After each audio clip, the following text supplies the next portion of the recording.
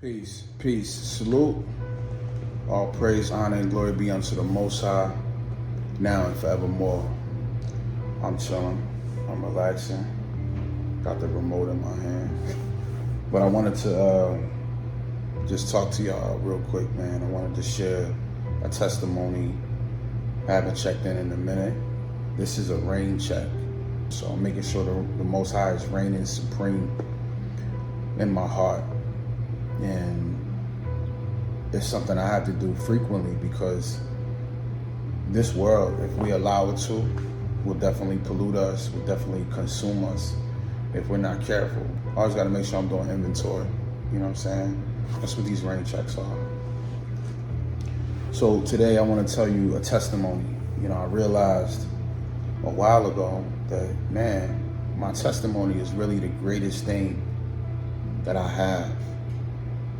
My testimony is my personal experience with the Most High. It's not something that I heard. It's not something that I read. It's not something that I watched. It's something that I actually experienced myself. It can't be debated or argued against by anybody. I mean, sure, people can, but it doesn't matter because I was there. I witnessed it. I experienced it. It's real. A testimony is a beautiful thing, and the Most High uses a testimony to open up the mind and heart, or maybe soften the heart of someone else. People love to hear how other people overcame something or what they went through, because immediately the human mind goes to, what if I was in that situation? You know, it's like when you watch a movie, you know, and you know, somebody walk in and they just got a surprised look on their face, and you thinking to yourself, like, what are they looking at? What happened?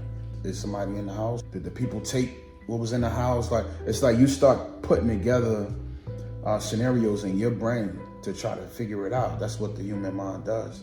And so that's what happens when we hear a testimony, man.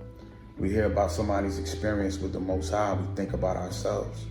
And for a lot of times, it brings revelation to the hearer. And so, yeah, I want to tell y'all a testimony, man. I can, you know, people can get into arguments and debates about books, history, different texts, and all of this stuff. You can go back and forth with people, you know, till you blow in the face. Like, ain't nobody satisfied. I mean, you know, there's nothing really to be gained, in my opinion, unless the person on the other end, or both people are just open to really hear what's being said. But nevertheless, testimony, to me, is like one of the greatest things that we have to offer, more than arguing back and forth with people. So anyway, let me tell y'all this testimony real quick. It was about 18 years ago, right? 18 years ago, I had been living in California. I went out to California I had just broke up with my my fiance. Her and I just broke up when she gave me the ring back. I'm talking about Zara. And so I went to California to try to make it in music, trying to get on as an actor, took acting classes and all of that. But anyway, that stuff didn't work out. I was out in Cali for like a year, doing things, getting into things, working with producers, working with, you know, behind the scenes, different TV shows, all this stuff. Acting class with some, you know, famous actors or whatever. Nothing came of it. So the guy that I knew out there who was from Philly, he worked for Disney, he was like, yo, man, I'm going back to Philly so I could start my ministry back up. And I'm like, oh yeah, that's what's up. Do your thing. He went back, started the ministry back up, let me, you know, take over his place while he was back in Philly. And I'm, you know, out there living in North Hollywood, still trying to, you know, get to it. Nothing was working. He hit me like, yo, I'm ready to start. You know, I got everything together. You got to come back and do it with me. I'm like, man, I'm going to come. You know what I'm saying? Because ain't nothing really going on in Cali. I'm going to go out there with you. You know, I'm going to come back home. So I went back home and we did it. We got to it. Got a Winnebago, went out to the hood, you know, different corners in the hood. We found the most active drug blocks, you know, teamed up with a church. They sponsored us. We got a permit, unbeknownst to the community, showed up, came out and did a performance. You know, we did like a little stage play in the hood. Then afterwards, we would pray with everyone. And we seen people get their life to the Most High. We seen people in tears, man. It was beautiful. It was beautiful. But the whole time, I'm thinking about money. The whole time I'm out here serving, but I'm actively thinking about how broke I am. So when it was over, I was back on my mother's couch. I had just came from living in North Hollywood.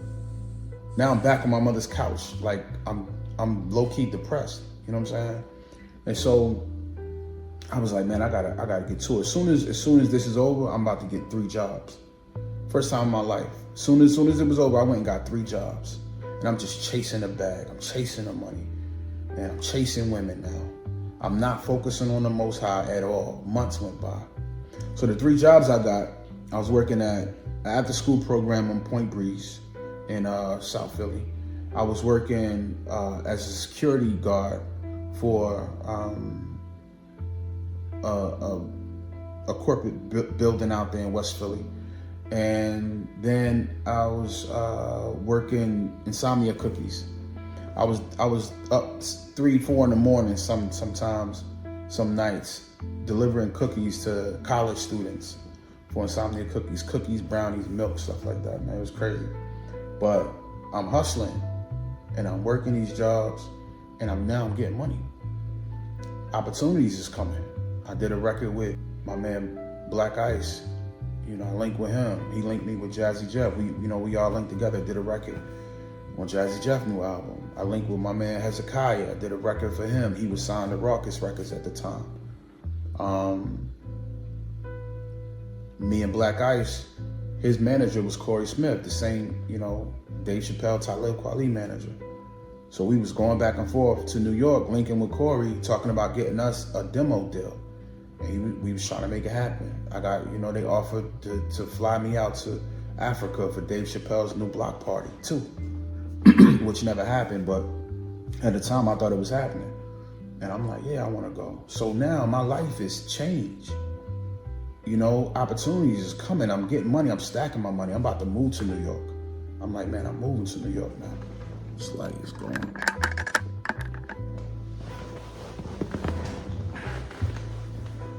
Getting the light, so I'm not completely dark.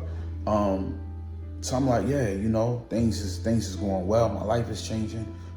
Everything's amazing. Boom. I get a phone call from my ex-fiance, Zara. I ain't talked to her in 2 years. So I'm so far from the Most High. I'm arrogant. I'm in my flesh. I'm prideful. I'm like, yeah, you know what I'm saying? What's up? She like, how you doing? I'm like, I'm good. I'm doing this. I'm doing that. I just did this. I just did that. I'm about to do this. I'm getting money. Like I'm straight. I'm good. What's up with you? And she was like, yeah, she said, she's like, I feel like the Most High is saying you love that stuff more than you love him now. I said, what? She said, I feel like you love that stuff more than you love the Most High. I said, man, I love the Most High more than anything. You crazy. You out your mind. I ain't talked to you in 2 years. This is the first thing you say to me? Click. Hung up the phone on her. I'm not trying to hear that at all. You know what I'm saying? As soon as I hung up the phone, I didn't call back. She didn't call back. I prayed for the first time in, 3 or 4 months. And I said, Most High, is she right? And just as clear as day, he said, yes, she's right. You love that more than you love me. Man, I couldn't get right. It was a hard night. Because I didn't know where I was. I had no clue I was there. I'm chasing women, I'm chasing money, I'm chasing the music, all of that, and I wasn't even thinking about the Most High no more. I hadn't prayed, I wasn't reading, I wasn't around people to fellowship with, none of that. And I wouldn't have known if she hadn't have said that to me. So I didn't sleep that night. I'm going through it. I'm like, man, I really couldn't get right. I was really heartbroken. The fact that I had gotten so far away from the Most High and I didn't know what was going on. That's how the enemy will do. The enemy will slow walk you right away from the Most High's arms. He'll slow walk you. You don't even know what's going on. Next thing you know, you wake up and it's gone. Everything changed. The next morning, I called Zara up and apologized. And I was like, I'm sorry. I apologize. You were right. I prayed. I asked the Most High. He was very clear with me. Yes. And so I was very apologetic, to her. I couldn't believe I talked to her that way. I even said those things when she was right. You know what I'm saying? And so fast forward, we ended up getting back together. I'm gonna jump to us being married and moving to Florida, because she was in Florida when we linked back up, and I was in Philly. But she ended up coming to Philly. We got married. We ended up having a baby. Well, we ended up getting pregnant before wedlock. We had the baby after we were married, but that's a whole nother story. But anyway, we leave Philly. The day before we leave Philly, I show my first. I do a party. My wife helped me. We threw a party, a going away party. I released my new mixtape, Street Corner Store Mixtape Volume 3, and I showed my first music video ever, You've Been Sleeping, produced by Street Orchestra, shot by Dave Parby. And so we did a show, event. A lot of people came out. It was beautiful. Local celebrities, people, vendors, like everything. It was nice. But the next day, Dave Parby, the videographer, he was from Jacksonville. His family still lived in Jacksonville. So he wanted to drive down with us and film us leaving Philly, starting fresh in Florida. So he did that. We did that. We drove down. Matter of fact, I don't even know where that footage is. I don't even think I ever seen that footage.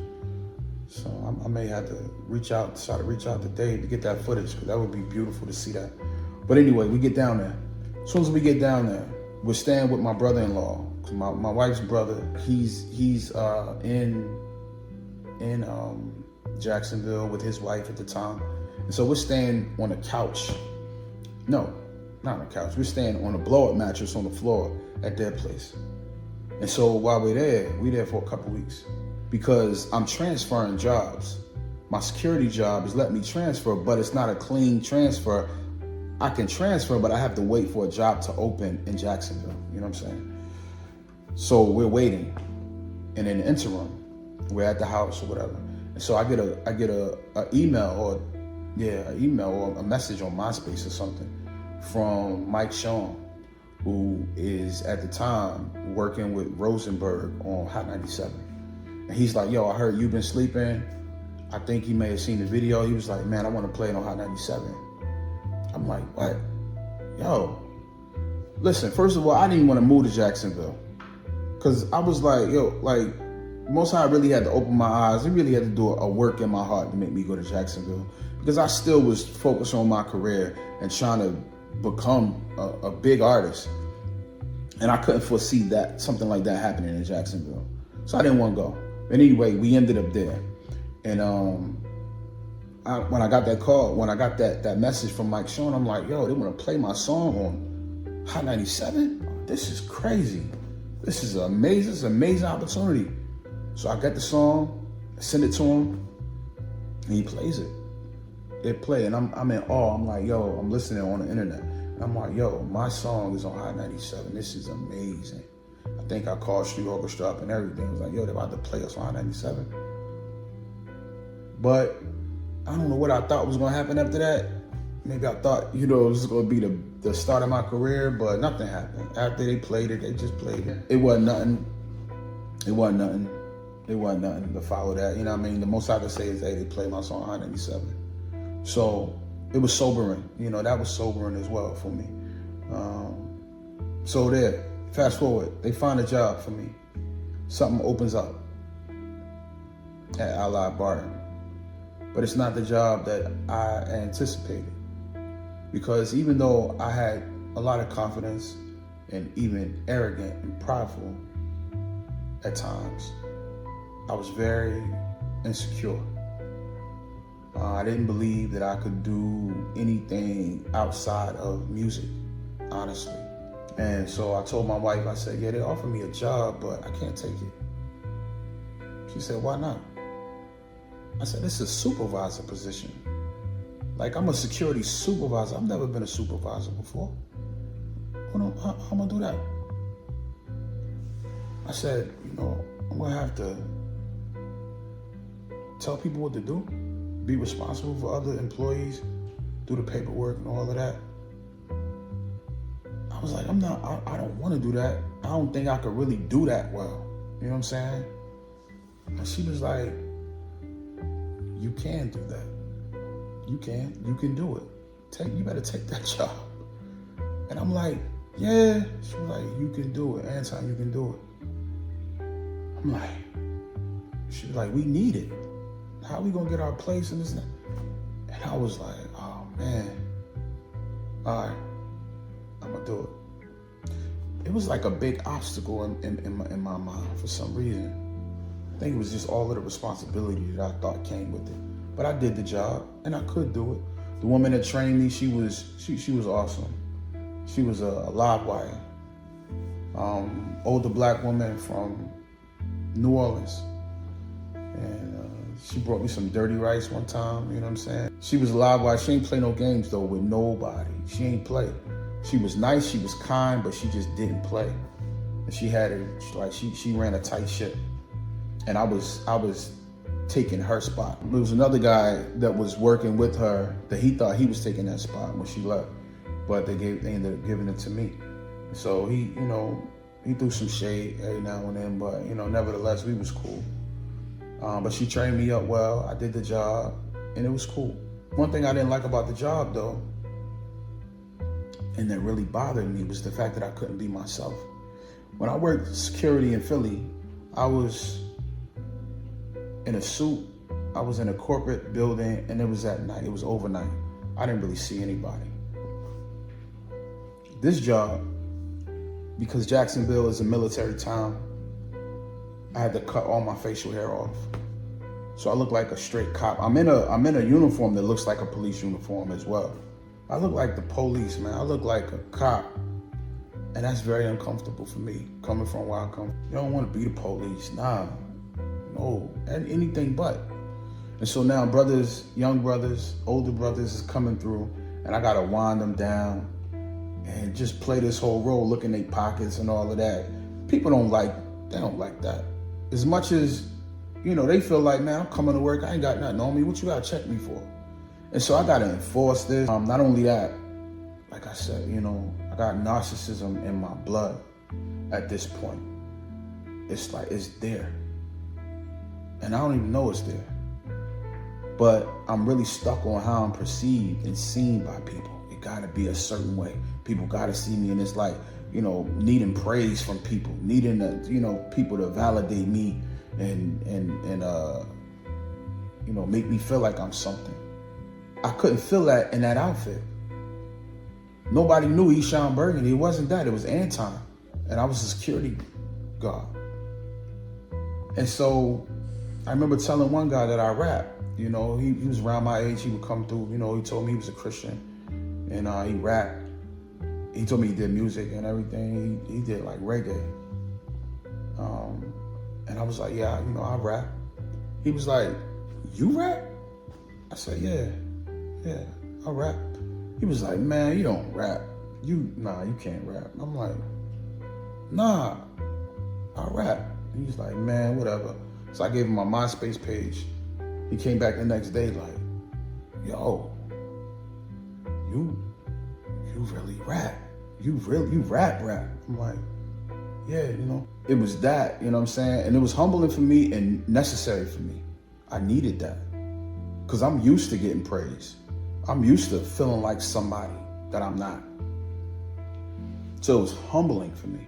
Not only that, I met several brothers who were older than me that loved their wives, that loved their families, that were entrepreneurs. They owned their trucks. I was security supervisor for FedEx. These brothers owned their trucks. They had people driving them, or sometimes they would drive their own trucks. So they were entrepreneurs. And they loved the Most High, man. And I'm not saying this don't exist in Philadelphia, but I didn't really see it too much in Philly at all, really.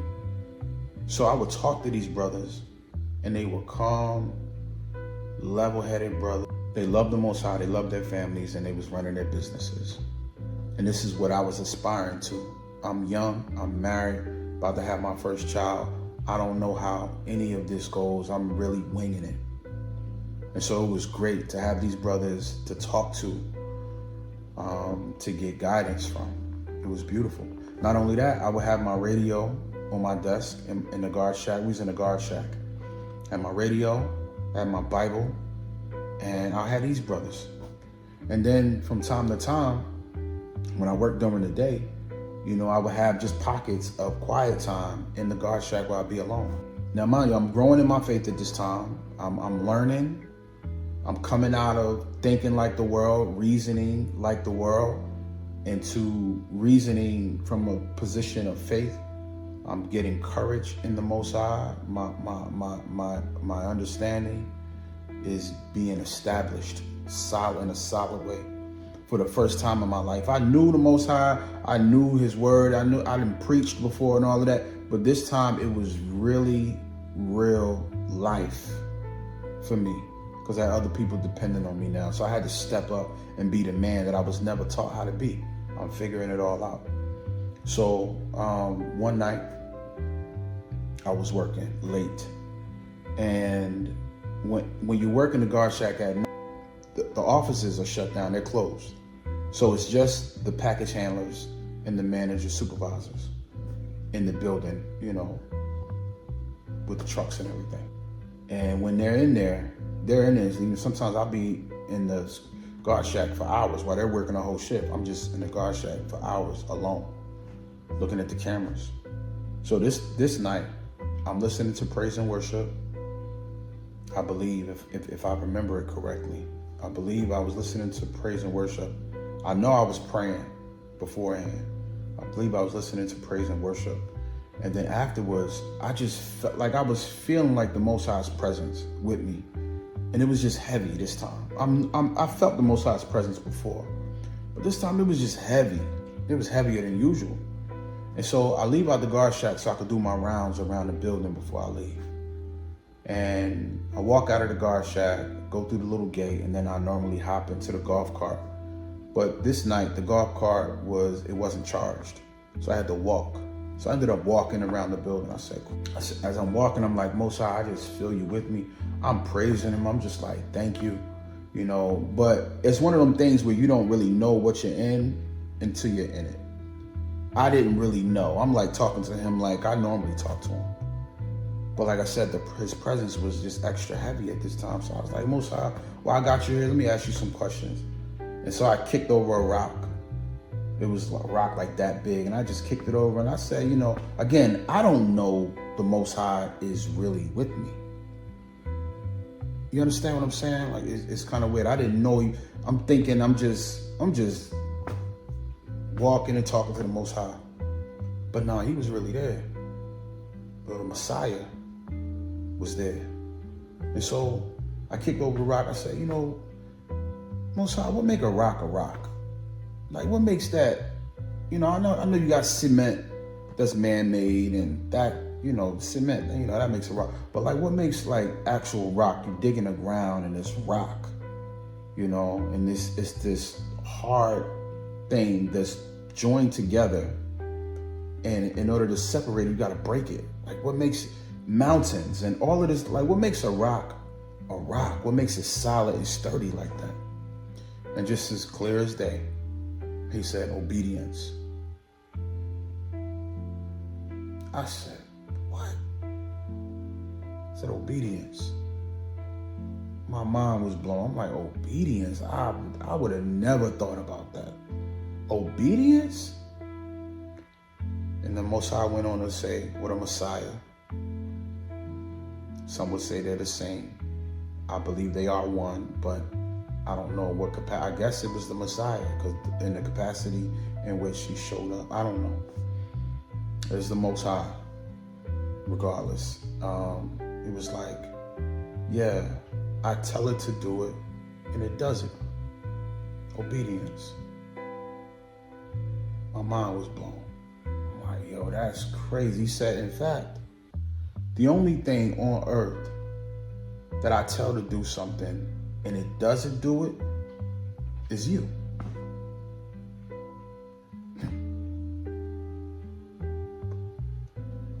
When he said this to me, I'm thinking he's talking about all of mankind. He said, the only thing on earth I tell to do something and it doesn't do it is you. And I'm like, yeah, mankind is like that. You right, Most High. Mankind is like that. You know, the trees be treeing, the water be watering, the sun be sunning, the moon be mooning, the animals playing their role, playing their position.